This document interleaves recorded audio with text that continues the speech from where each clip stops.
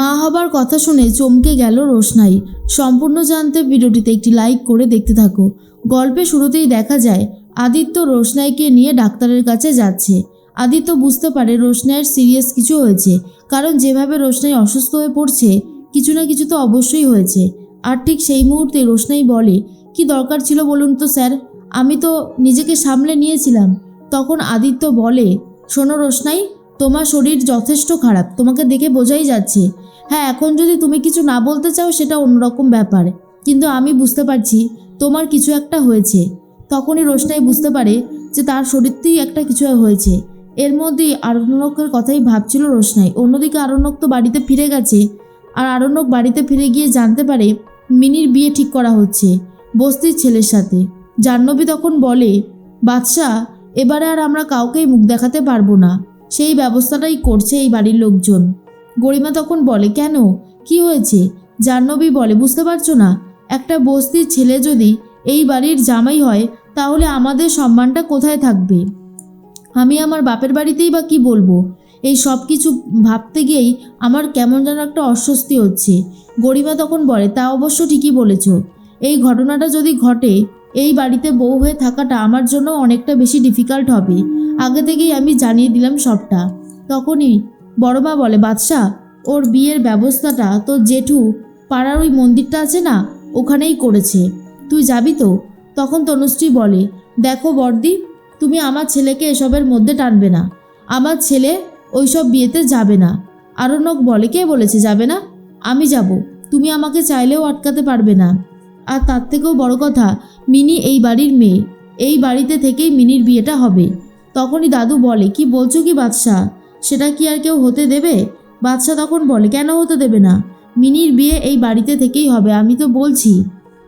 Mini তখন বলে, জানিস শ্রদ্ধা ভাই, সবাই আমাকে বলছিল লালনকে বিয়ে করতে না, কিন্তু আমি লালনকে ভীষণ ভালোবাসি, বিয়ে করলে আমি লালনকেই বিয়ে করব, অন্য কাউকে নয়।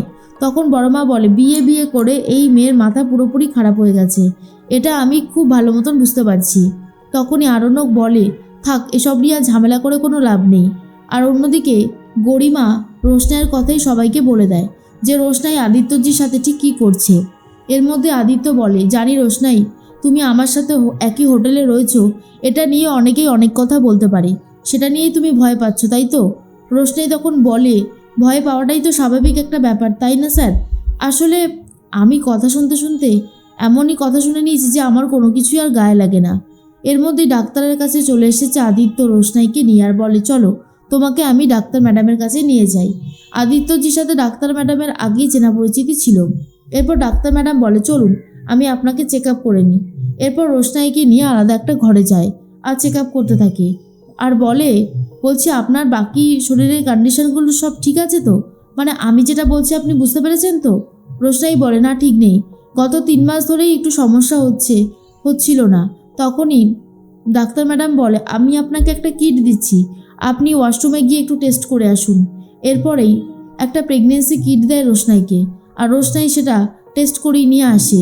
ঠিক সেই মুহূর্তে ডাক্তার ম্যাডাম বলে, টেস্ট করিয়েছেন, দেখি রিপোর্টটা। এরপরই দেখে যে রোশনাই মা হতে চলেছে। আর এই খবরটা পাওয়া মাত্রই রোশনাই তো পুরোই অবাক হয়ে যায়, কি করবে বুঝে উঠতে পারছিল না। অন্যদিকে আদিত্যজি ভাবে, এতটা সময় লেগে যাচ্ছে কেন? রোশনাই ঠিক আছে তো? রোশনাইয়ের আবার কোনো বিপদ হলো না তো? ঠিক তখনই রোশনাই ভাবে, এটা কী করে সম্ভব? ডাক্তার ম্যাডাম বলে, সেটা তো আপনি জানেন কি করে সম্ভব আর কি করে সম্ভব না, এইসব তো আপনিই ভালো জানতে পারবেন ম্যাডাম, এগুলো আমাকে বলে কী লাভ? কিন্তু রোশনাই সমাজে কি করে মুখ দেখাবে সেটাই বুঝে উঠতে পারছিল না, কারণ রোশনাই তো জানে আরণ্যকের সাথে গরিমার অলরেডি বিয়ে ঠিক হয়ে গেছে, আর অর্ধেক বিয়ে তো বলতে গেলে হয়েই গেছে। তখনই আরণ্যক আর গরিমা অনেক কথা বলতে থাকে, আর এদিকে রোশনাইয়ের সম্পর্কে আদিত্যও সবটা জেনে যায় যে রোশনাই বিয়ের আগেই প্রেগনেন্ট হয়ে গেছে। আর এটা শোনা মাত্রই আদিত্যজিও অবাক। তখনই রোশনাই বলে, ম্যাডাম, আপনার কোথাও ভুল হচ্ছে না তো? ম্যাডাম তখন বলে, না, আমার কোনো ভুল হচ্ছে না, আপনার যদি সন্দেহ হয় আপনি অন্য কারোর থেকেও পরামর্শ নিতে পারেন। কিন্তু রোশনাই ভাবে, সমাজে এবার সে কী করে মুখ দেখাবে, এত বড় একটা ঘটনা যেখানে ঘটে গেছে।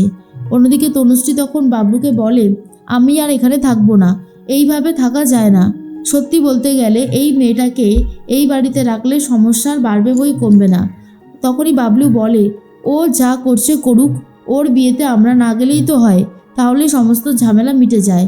আর ঠিক তখনই বাবলুর কথা শুনে তনুশ্রী বলে, একদমই তাই, কিন্তু আরণ্যক চাইছে মিনির বিয়েটা বড় করেই দেবে আর এই বাড়িতেই দেবে।